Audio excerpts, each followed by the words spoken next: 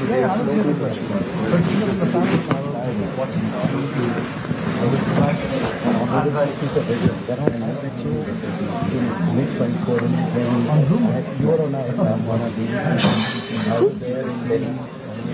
Mr. Mohan, I did Mohan,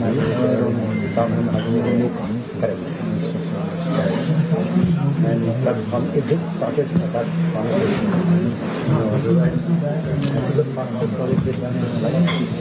Really? 1 year from India to... Fastest? For you? Then that makes me feel even better. You should feel very good. Everybody in your suit. This is amazing for you. I think you guys are fast. Oh, that's... So I'll reach out to you to write it down. Speed. Showing the window.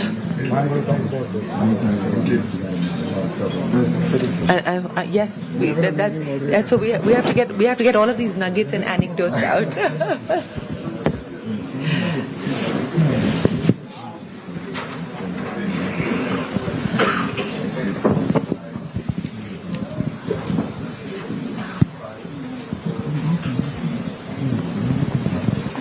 Hello and welcome to this special CNBC TV 18 Davos Dialogue, Davos Debate. I'm Shri Nara and we're coming to you from the Andhra Pradesh Pavilion at the Belvedere Hotel. This has of course been home to Andhra Pradesh as it showcases its story to the world here in Davos. Leading the conversation has been Nara Lokesh, the Minister for IT, and of course he holds many other portfolios, but if I go down that road we'll take up a lot of time of the panel. So without further ado, let's talk about what the state is attempting to do. It has, of course, solidified its purpose as far as ease of doing business is concerned, but it now wants to transition to speed of doing business. What does that mean, and what measures are we going to see the state government take to ensure it delivers on that promise? I also have with me an eminent set of panelists who will talk to me about their aspirations and their investment plans for the state as well as for India. So without further ado, in our last conversation,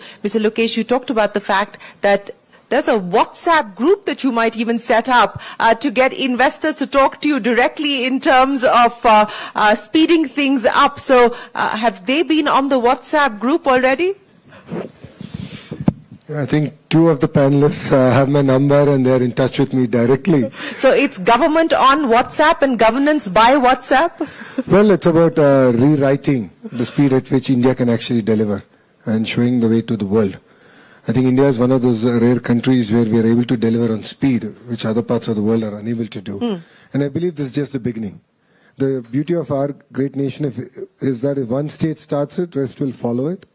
And I think that's going to put a lot more challenge on us in Andhra Pradesh and to start breaking records every time we take up a new project. But explain to me the difference, because when one talks about the ease of doing business, one would imagine that the speed of doing business is implicit in that. How will things change now as you move and pivot to the ease of doing business? So it's actually a very good point, right? Ease of doing business is about getting your permissions, making the entire process a lot more easy. I've started challenging my team on the service level agreements that we have on it. So for example, one of the partner who's here had an environmental clearance to be issued, but the SLA says it's 3 weeks. We got it done in 4 hours. So I believe that this is what we have to challenge every regulation that's out there, look at every SLA and truly deliver on the speed of doing business. Okay, so how do you go from 3 weeks to 4 hours? One WhatsApp message from me. So I got to hear we work on strict timelines with all the investors in Andhra Pradesh. We monitor the projects on a weekly basis. So if a project is getting delayed, we try and understand what's the issue, and any feedback is taken positively. Even criticism is welcome, so we take it positively and we work on it. And that's how we were able to get this done in 4 hours. But, jokes aside, how do you institutionalize the speed of doing business at scale? Because not everybody can be on WhatsApp with you, or not every decision can be taken on WhatsApp by you. So how do you institutionalize speed at scale? I think it requires a fundamental cultural shift across, in politics, in the bureaucracy. So we are doing that. So we, from our chief minister up to your VRO, we are all talking about on speed of doing business. So not the SMEs, all of them cannot reach out to me or be in touch with me, but we want to create an environment, a culture to deliver on that. That's one part. Second is the regulatory framework. So we have now formed a group which is being advised by self-made billionaires who are giving me input on which regulation, how do we go about it, how do we streamline it, and how can we truncate the time it takes for each of this, permissions and so on and so forth. And what are the permissions that we don't even need? Why does, for example, an IT company really need a pollution control board clearance, for crying out loud? So we're going to now look at each and every regulatory framework that's there in the state, and we're going to challenge the entire team, the bureaucracy, to come back and tell us why should it even be there. So deregulation, essentially. Yes. A big move on that. Big move on that. Sanjay, let me come to you, because your investment into the state of Andhra Pradesh made headlines with that big $15 billion announcement. How long did it take for you to make that decision, A, to go to Andhra Pradesh, and B, to get things done in Andhra Pradesh? Yeah, I think before I answer that, let me just start by saying I'm really delighted to be here on this panel, and good to see you again, Shireen. I think first I would start and say that we have been deeply committed to India as Google. I think we started more than 20 years back. And the memory that I carry of that is that 20 years back, internet penetration for women were so low. Yeah. And Google did a project called Internet Sati with Tata Trust. Today, the penetration of internet for women in India is almost parity. So I feel proud that we've been committed in a deep manner. And that comes to this $15 billion investment. We have committed even more deeply to this. And I think fundamentally, it's 1 gigawatt plus capacity, subsea cables, the biggest project they're doing outside America for the first time. And I must say, I met the Honorable Chief Minister and respected Minister in mid-24. It was a conversation where he laid out, the Honorable Chief Minister laid out the vision, and by mid-25 it was done. It is one of the fastest projects we have done as Google in this region.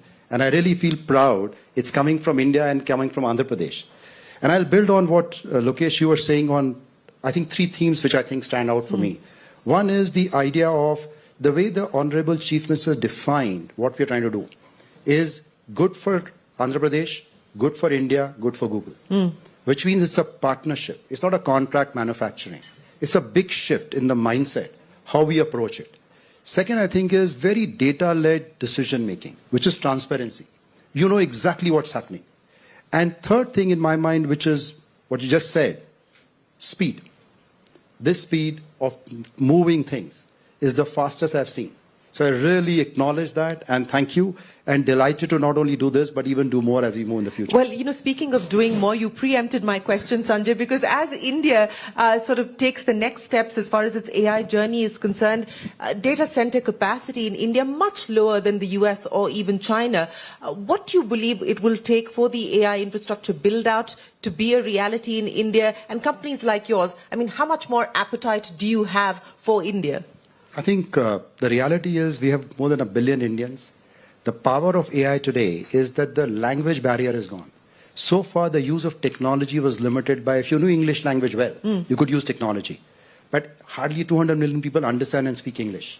So I see India moving from 200 million people deeply using technology to almost 1.4 billion people using technology. Because there is no barrier of language, there is no barrier of literacy. You can speak, text, video, whatever format that you want to engage in. So it's going to be a dramatic increase. And what excites me, therefore, is that what we have built here will need to keep evaluating how fast to build more.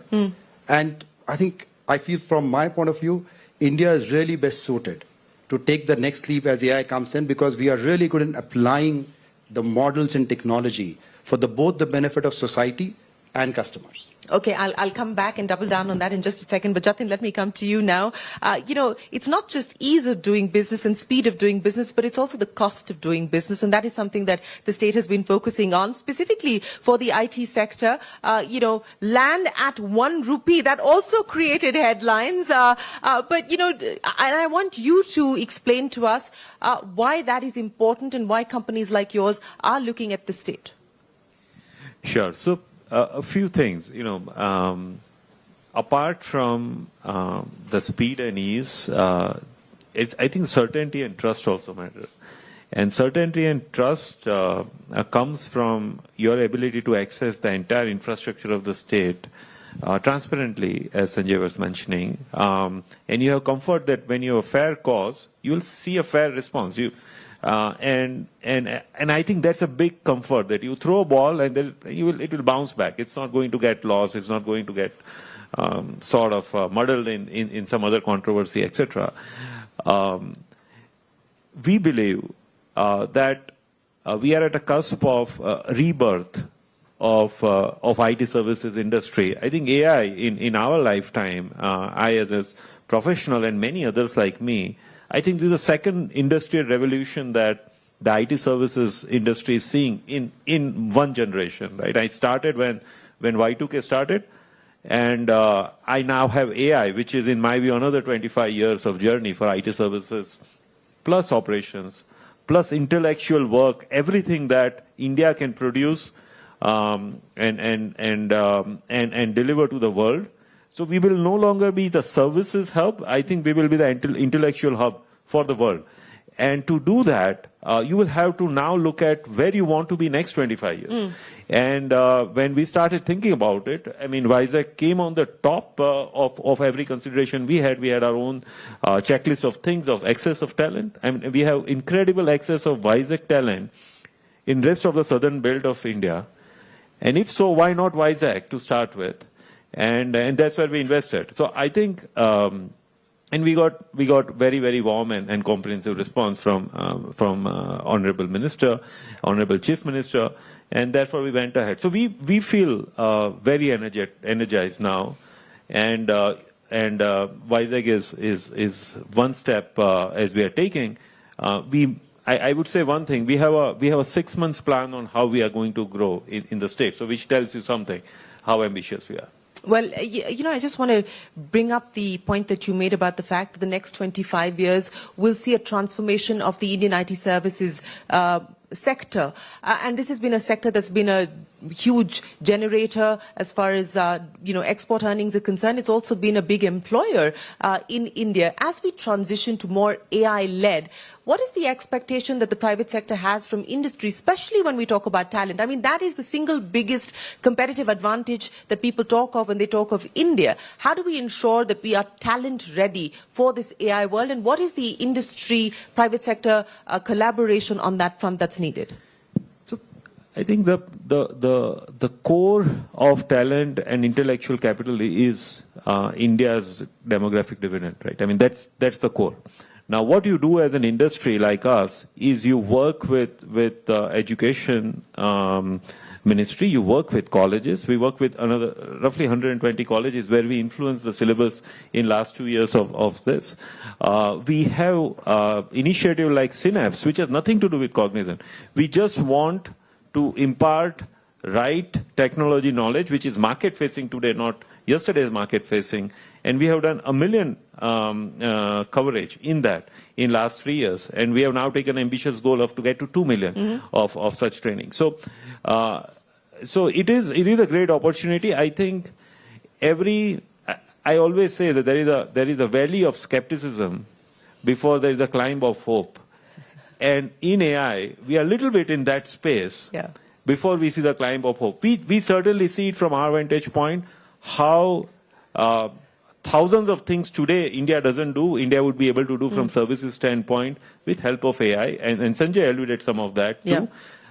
So we are very excited, and I think our population and our young engineers are getting ready for it. Well, Soketa, that's a good point for me to get to you, because in Jatin's words, this valley of skepticism before we get to hope, that's also the perception when we talk about manufacturing and large-scale transitioning to manufacturing, because people believe that that's already a space that China has occupied. There's a whole bunch of other countries that have taken what has moved out of China, and India is, of course, one of them. How do we build on that story? What do states like Andhra Pradesh need to do to continue to draw in investments from the rejigging of supply chains that's going on, from the resilience point of view as far as supply chains as well? That's a great question, and I'll start with resilience is table stakes. It is not an option anymore. And speed is the last strategic advantage left for firms. So in a few months, there'll be a book from HBR that I'm working through, and we call it Intelligent Speed at Scale. And there is a simple formula, and India is a math-driven country, so I'll give you the formula. It is the speed of insight multiplied by the speed of decision multiplied by the speed of action. Now, the reason it is multiplied is because if one of them is zero, the value is zero. And companies have been working through that, and what we found is countries and companies that follow this have a disproportionate market value. Now, as you think about industrial manufacturing, the big question is operational sovereignty. If I do something, and right before we came out here, had a nice conversation that said, do I own my data or does it live somewhere else? It can be a big challenge. The second piece is technology is core part of manufacturing. And if my processes cannot be designed in one place and used all over the world, I run into issues. And I'll give you an example. A client of ours has a facility in China, 400 million of revenue created. They have 210 people, 10 people on the line, 200 running AI. The same factory at a different northern hemisphere location has 1,000 people, 10 people are writing reports, and the other 990 are on the line. What we want to be, if India is going to drive this, is on the 210 side, not on the 1,000 side. Yeah. And that is the structural difference, both on the speed side as well as taking advantage. Well, that's an important point that you make, and how do we prepare to make that transition and be ready for that is the question. But Sumant, let's address the energy question as well, and the state of Andhra Pradesh is also trying to address that question through renewable means. But, as we aspire for this 8% growth, as we aspire to become a $10 trillion economy, we will, of course, get to a $4 trillion economy shortly. How we need to think differently in terms of our energy mix as well, and what the imperatives are for states like Andhra Pradesh. Yeah, thank you, Shireen. Let me first comment a little bit about my own or our company's experience in Andhra Pradesh. We had not a very good time a few years ago, but I think when the current Chief Minister came in along with Lokesh, things just changed totally for us. The kind of responsiveness, the kind of welcome that they sort of gave us was so remarkably different from what we had been experiencing until that point in time, that it sort of totally changed our minds about the state, even though going into it we were quite skeptical because of our prior experience. And there were 2-3 things that happened, which I think goes to the way in which the current dispensation operates. One is that they came to us and they said, why don't you make Andhra Pradesh your home state? Right now we are based in Delhi. You don't have a lot of renewable energy capacity in Delhi or Haryana, obviously, right? So that can't be our home state. And that thought really appealed to me. It really resonated strongly with me. And I thought, Andhra has a lot of good natural resource. What it did not have was enlightened leadership, which it now has. And why should we therefore not think about exactly what they were telling us? And it took us a little bit of time to come sort of to accept that premise. But I think the more I thought about it, the more it made sense. And that's why we decided to put in all our chips into Andhra in a way, right? And I give full marks to both Lokesh and to the Honorable Chief Minister for that. The second thing is accessibility was phenomenal. Lokesh gave me his number. I'm in touch with him, and he, when you talk about speed, he responds very fast. So if you message him, he responds back to you definitely before the end of the day. Are you using an agent, by the way, or are you actually responding to messages yourself? So that's a good point. I'll sort of try to give a very difficult, complex message the next time, which may require some personal intervention. And then I'll get back to you and let you know what happens. But that is the second thing. The accessibility was really very good. And that's unusual in India. It's not very common. The third thing was not just the speed of responding to WhatsApp messages, but the speed of decision making. I think that was something that was also quite remarkable. And it's a very flat hierarchy. You talk to Lokesh, you talk to the Honorable Chief Minister, and you're pretty much, the decision gets made. And of course, it has to then be implemented, and all the proper documentation has to be done, and everything has to be checked out. But obviously, when the political side is pushing so hard, then the bureaucracy also tends to tends to, not always, but tends to fall in line as much as possible. So I think our experience, therefore, has been very positive. And that's why, we were looking to set up our ingot wafer line and for solar manufacturing. And we talked to many states, and many states are actually very unhappy with us for having gone to Andhra Pradesh, which I find is it's good for us when we go to Andhra Pradesh, but it's bad for us when we go to almost any other state now, because actually there's such competition now between the different states. It's actually quite interesting. So I think that's been our experience. The land has been allocated. We're now going to lay the foundation stone and get moving forward. And we're looking at what else we can do in the state. So I think that's really not answering your question. No, but I think you actually raised a very important point, because I think that's a relevant point, especially for people who are looking at investing in India as fresh investments, or even people who are looking at incremental investments. Policy continuity, tax certainty, policy predictability, political continuity as well. Decisions that you may have taken may get overturned by another government, by another dispensation, as was the case with Sumant. In this case, it actually worked to his advantage. But, how do you allay those apprehensions? How do you allay some of those concerns that investors may have? I mean, that is a challenge for the entire political system. I mean, if you look at it globally, to be fair, I think the Indian political system definitely looks a lot better. Saying that, I believe that there's greater maturity now coming in, and it requires greater discussion. But behind, all the investments, we're talking about, X amount of dollars or Y amount of land that's required. But the most fundamental point is the number of jobs we're going to create. And that is the narrative that this time around, as a state, we're very focused upon. It's important to explain to people that what's the impact that each of these investments will have and the kind of jobs it's going to create.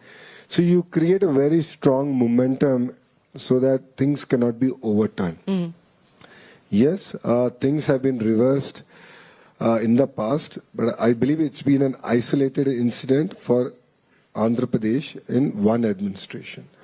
But look at it. Look at Hyderabad. What are the foundations that Mr. Naidu laid in '94 have been continued. And look at the city today. Look at the state today. It has the highest per capita income in India. Because the narrative was set. So it's equally important for the politicians to not just look at this from an investment perspective, but also build a narrative so strong that whoever comes, I believe that there'll never be a change in Andhra Pradesh. India will be governing Andhra Pradesh for the foreseeable future. Saying that it's important to ensure that a strong narrative is there and we are able to convince people at every point as we go forward. And that's an important point that you make. So I just want to build a little bit on this narrative that you want to build on the back of the jobs that these investments will create. What's part of that package? Jobs, of course, will be one pillar, but what's part of the package that you're going to be communicating? Not just domestically, but internationally as well. No, see, as a state, we have a clear direction, right? We have the Swarnandhra mission, which is where we see Andhra Pradesh in 2047. So we have clear targets, we have clear sectors. We just spoke about manufacturing and the importance of, speed in manufacturing.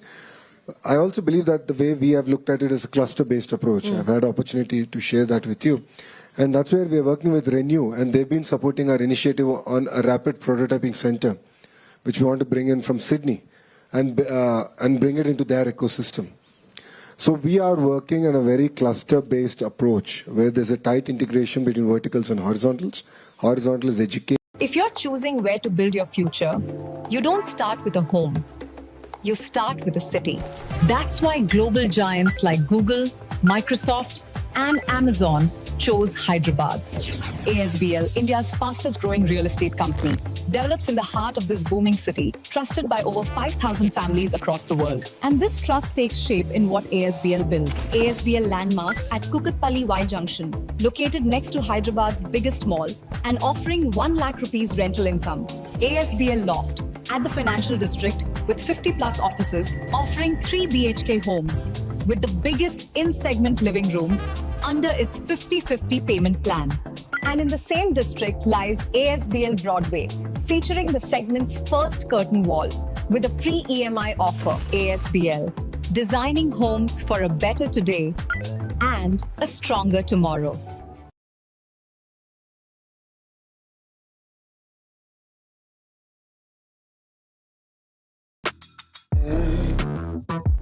Choose from thousands of realistic voices to use in your content. Change the way you record podcasts, voiceovers, and branded content with the #1 AI-powered voice generating technology. Stop searching for the perfect voice and stop wasting time re-recording take after take. Try 11 Labs for free and start elevating your content today.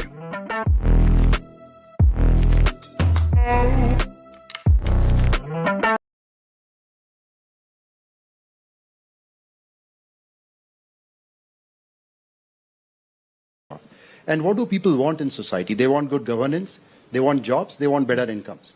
And I feel AI-powered governance is the really way forward. And I have 4 themes around there, which I'll call AI-powered, what I call Seva. The S stand for Sarkar. Run a better Sarkar. I think RGTS is a good example of what you do in Andhra, but I think to me that needs to become for every person in the state. Everybody should see I can reach out even without having a number, get my problem solved, and find the right information. Second is E, which is e-safety or e-security. The biggest issue in the future would be that will be the challenges on cybersecurity and information and data. How do you ensure that AI is used to power that?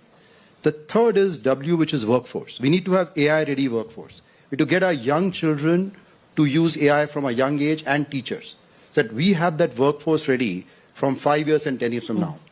And third is what I call A is agriculture, health, mobility, but transform all these. Because we can improve productivity of agriculture using AI. We can transform health using AI. We can transform mobility using AI. Or urban development using AI.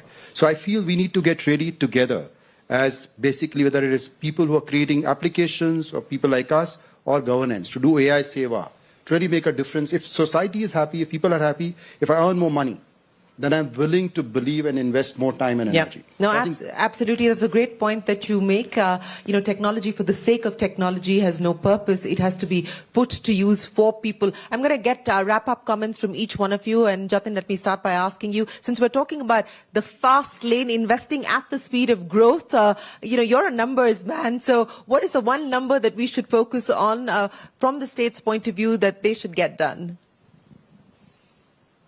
From state's point of view, not from Cognizant point Both. It could be Cognizant and what Cognizant can do for the state.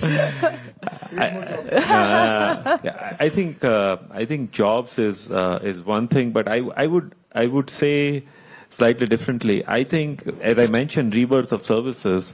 I think what we should see is what we are getting to Vizag in terms of different services, newer services, which can run for another 25 years, which can create next set of entrepreneurs and next set of professionals that IT services creators started from here. So I think the key is not so much quantitative to your question, but qualitatively why the new services should come to Vizag. And I'll just take one more minute. The fear of, I can assure you people sitting in this room and watching that, take this fear of jobs around AI out. We have been here when package implementation first came, people said, you are doing all application development. If now there is SAP Oracle, who will come to you?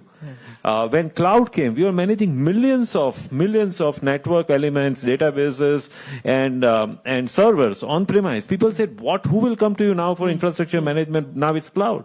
So why AI should be different? Let's just take on. We have built an industry which has grown every year for the last 25 years. AI, I'm telling you, is a rebirth. It's a rejuvenation of the industry that we want to bank on. Well, so don't get carried away by the obituaries that are being written on account of AI, of many sectors and many jobs and tasks. So Ketu, your prescription for the road ahead. I think the simple prescription is, I think Lokesh said something really important. How do you build the ecosystem that can deliver on a particular vertical? So let me give you an example. I can go to Shenzhen and design a drone, get the software for it, scale it up, and launch it in 4 weeks or less. So the first thing is to decide which areas are you going to compete on. Now, what does it require? I'm a supply chain guy, so it's a pretty boring business. We go all the way from product design to planning to distribution to assembly to energy and bring it all together. And then the last most important thing is talent. There is no shortage of talent in in India right now. But the other areas, you have to decide that I'm going after this sector and I'm going to reduce the time. I would say anything that takes longer than 12 weeks to execute is too long. What used to be years is months. What used to be months is weeks. And what used to be weeks, Google has, I think they've changed the time clock. It's what, milliseconds, nano? I don't know what they did, but it runs faster. So those are what I would call strategic choices to make if you're going to take advantage of what you have. And we have seen it consistently that if you do that, the payoff is non-trivial. It's not a linear payoff model. It's an exponential payoff model. But Sumant? It's a choice. It is a choice. You're absolutely right. Look, my suggestion would be that while industries coming in, ecosystems being created, etc. That's all, of course, terrific. It's very critical. We need to have faster GDP growth, but the GDP growth also needs to be inclusive, and we need to make sure that we take people along. And I think that is critical because to build a great state takes time, takes multiple election cycles, which all have to be won as well. And so people have to see the tangible benefit of all the stuff that is going on. I think that is very critical. And I think the Honorable Prime Minister has been very good at that in our sector, for example, by coming out with the PM Kusum scheme, which deals with the farmers, by the rooftop scheme, which therefore touches every individual. So I think that is something that I'm sure that Lokesh and the Honorable Chief Minister are thinking about. But I think that is really critical because as your previous question was, how do you ensure continuity? Yeah. This is one way to ensure that continuity. And I think that is critical because all of us make long-term decisions. Yes, long-term decisions indeed, and ones that have to be strategic and smart. Lokesh, I'll give you the final word then. If we are going to head on to the fast lane, where are we today in terms of which gear you believe the government is at and which gear would you like to be and how soon can you get to that? Before I answer your question, I think what Sumanji said is a very, very important point. And that's where CM came out with this P4 program. So in the past we had P3, a private-public partnership. Now add people to it. Yeah. Look at any developed country, right? The gap between the haves and have-nots just growing. And that's where we believe that all of us have a greater role to play, a greater commitment to society. It's part of our Indian culture. It's not simply about giving a handout, but it's about counseling, guiding, nurturing those aspirations and pulling people out of the cycle of poverty. Generally we see a trend where, I made X amount of money, I want to give this much money back. Yes, that is important, but more important is people committing time to pull people out of that cycle. So that's something that we are pioneering in the state of Andhra Pradesh, and it's a passion project again for our Chief Minister, Mr. Naidu. So as a state, coming back to your question, I believe we are still in second gear. I don't believe we are in the sixth gear. I see that my secretary has walked out on me now. But I believe this is the beginning. This is the new India. I believe that India can show the way. I believe that India can lead in clear sectors. And if India has to lead, states have to lead. And states like Andhra Pradesh have a very, very important role to play. And I keep telling my entire team, the group of ministers which I chair, that there is, if no risk, no reward and no story. We heard 3 stories today, and all this happened in 18 months because all of us together decided to challenge what the norm is. So that is the new Andhra Pradesh. So 5 years on, what would the Andhra Pradesh story look like? So the aspiration, so we have about 1,000 projects in pipeline now, and our focus, as all the leaders on the dais have said, is to focus on execution. This, we believe, will actually take us to the $500 billion mark in terms of GDP. So that is what I believe the true outcome by which we want to measure ourselves. And again, just to go back, as Sinhaji has said, it's important now to look at whether these fruits of these outcomes are actually translating down all the way to the farmer, to the housewife who's taking care of the house really well. We have to ensure that this translates to them. It creates, improves the quality of living and improves the per capita income.